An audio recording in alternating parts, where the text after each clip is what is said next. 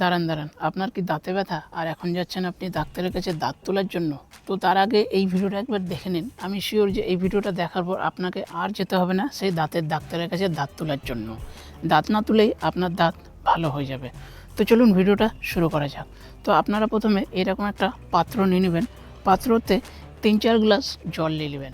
আর আপনাদের বাড়িতে বা বাড়ির আশেপাশে যদি পেয়ারা গাছ থাকে তাহলে তো সোনাই সোহাগা। সেই পেয়ারা গাছ থেকে 15-20টার মতন কচি কচি পেয়ারা পাতা নিয়ে নেবেন। আর সেই পাতাগুলোকে ভালো মতন ওয়াশ করে নেবেন।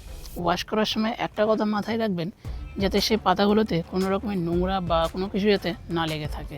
তো সেই পাতাগুলোকে একটা কাঁচি দিয়ে ভালো মতন কেটে নেবেন ছোটো ছোটো করে। সেই পাত্রের জলটাতে দিয়ে দেবেন আর 2 চামচ বা 1 চামচ আপনাদের পরিমাণ মতন লবণ নিয়ে নেবেন। লবণ নেওয়ার পর সেটাকে আধা ঘন্টা থেকে 1 ঘন্টা সিমে করে ভালো করে ফুটিয়ে নেবেন। দেখবেন একটা সেন্ট ছড়াবে, যেমন হয় পেয়ারা পাতাতে আর পেয়ারা খাওয়ার সময় যেমন সেন্টটা আমরা পাই, ঠিক সেই সেন্টটা। তারপরে আধা ঘন্টা থেকে 1 ঘন্টা ফুটানোর পর সেটাকে গ্যাস অফ করে একটা ঢাকনা দিয়ে এটাকে ঢেকে দিতে হবে। আর 5 মিনিট পর যখন এই ঢাকনাটা সরাবেন তখন দেখবেন এই ফুটান্ত যে জলের কালারটা সেটা পুরো একদম লাল হয়ে গেছে, পুরো একদম লাল চায়ের মতন। আর আপনাদেরকে এটা ভালো মতন করে ছেঁকে নিতে হবে একটা চা ছাঁকনি দিয়ে। আর আপনাদের মুখে যতটা সহ্য করতে পারবেন গরম, ততটাই কিন্তু উষুম গরম করে এটাকে কুলকুচি করতে হবে।